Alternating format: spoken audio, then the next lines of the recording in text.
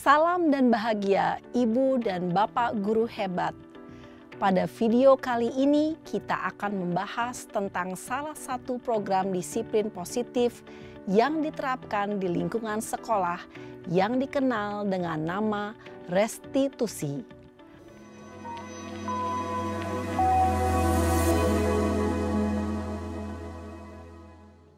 Restitusi dikembangkan oleh pakar pendidikan Diane Gosson, berlandaskan pada teori kontrol Dr. William Glasser. Segitiga restitusi adalah suatu proses dialog yang dijalankan oleh guru atau orang tua agar dapat menghasilkan murid yang mandiri dan bertanggung jawab. Pada saat guru di posisi manajer, aspek yang dikembangkan pada murid adalah motivasi intrinsik, sehingga penanaman nilai-nilai kebajikan dapat tumbuh dan berkembang menjadi suatu kebiasaan positif yang akhirnya membentuk karakter murid. Proses dialog ini terdiri dari 3 langkah yang digambarkan pada ketiga sisi pada segitiga restitusi. Sisi pertama adalah menstabilkan identitas. Sisi yang kedua adalah validasi tindakan yang salah. Dan sisi yang ketiga adalah menanyakan keyakinan. Ibu dan Bapak guru, berikut ini akan ditunjukkan bagaimana seorang guru berada dalam posisi manajer menggunakan penerapan segitiga restitusi.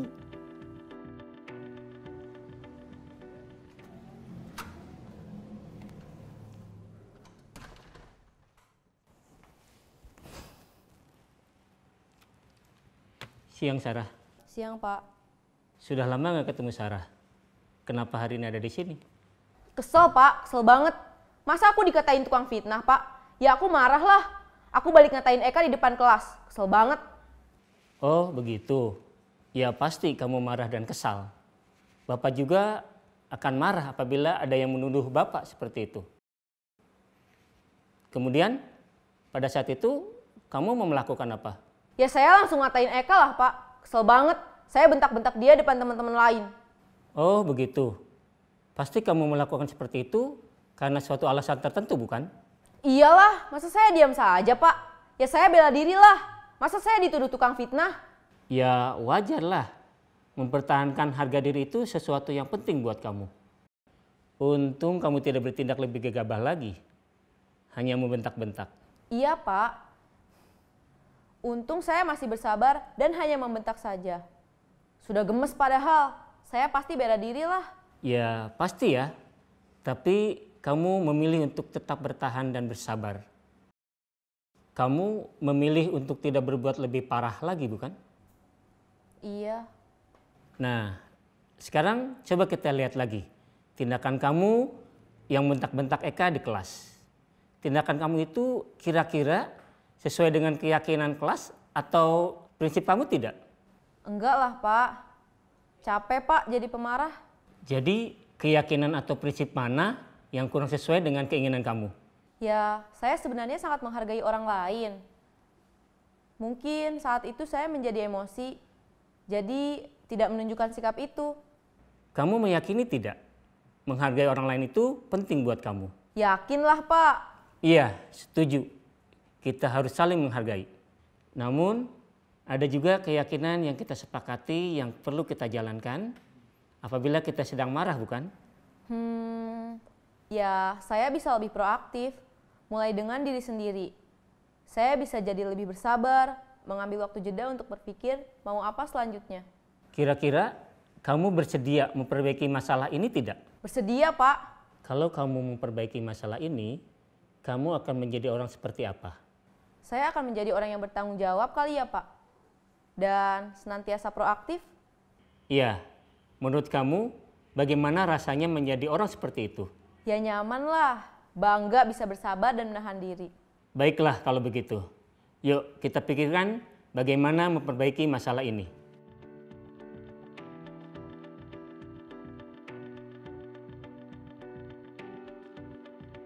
Ibu dan Bapak guru hebat, baru saja kita menyaksikan contoh bagaimana seorang guru berada dalam posisi manajer menggunakan penerapan segitiga restitusi. Mari kita bahas satu persatu. Pada sisi pertama, menstabilkan identitas berdasarkan pada prinsip bahwa membuat kesalahan adalah bagian dari proses pembelajaran. Sisi pertama dari segitiga ini berperan menggeser identitas murid dari identitas gagal ke identitas sukses. Murid yang sedang bertingkah laku yang tidak pantas atau menarik diri saat itu sedang mengalami identitas gagal. Bila kita mengkritiknya, maka posisinya tidak akan berubah. Kita bisa mengajukan pernyataan-pernyataan ini. 1. Membuat kesalahan sesuatu yang wajar. 2. Manusia tidak ada yang sempurna. 3. Kita bisa memperbaiki masalah ini. 4. Saya tidak menanyakan kesalahannya. Saya lebih fokus bagaimana memperbaiki masalah ini. 5. Apakah saat ini kamu tengah menjadi orang yang baik untuk dirimu sendiri? Pada sisi kedua, validasi tindakan yang salah berlandaskan pada prinsip bahwa setiap perilaku berupaya memenuhi suatu kebutuhan tertentu.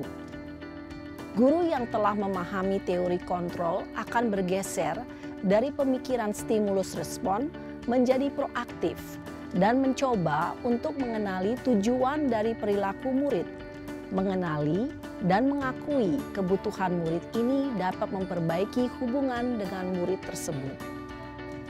Pernyataan atau pertanyaan bisa disampaikan dengan nada suara tidak menghakimi atau memojokkan, sehingga dapat mengembalikan murid pada posisi positif.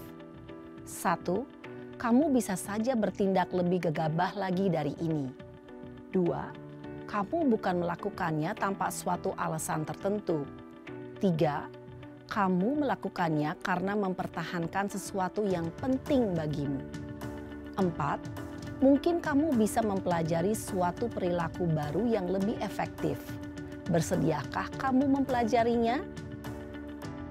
Selanjutnya, kita akan simak sisi terakhir, yaitu menanyakan keyakinan. Teori kontrol menyatakan bahwa pada dasarnya kita termotivasi secara intrinsik. Pada saat perilaku yang salah telah divalidasi dan identitas sukses telah stabil, maka murid telah siap mengaitkan keyakinan-keyakinannya dengan tindakannya yang salah dan pemikirannya telah bergeser ingin menjadi orang yang dituju.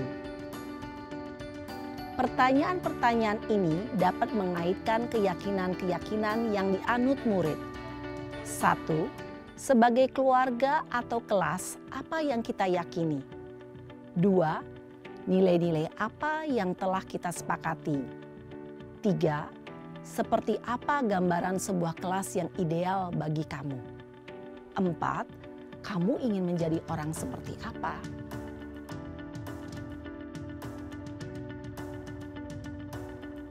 Dalam menerapkan segitiga restitusi, perlu diperhatikan beberapa hal, yaitu 1. Perilaku yang salah perlu dikaitkan dengan nilai-nilai atau keyakinan-keyakinan yang telah disepakati atau dituju.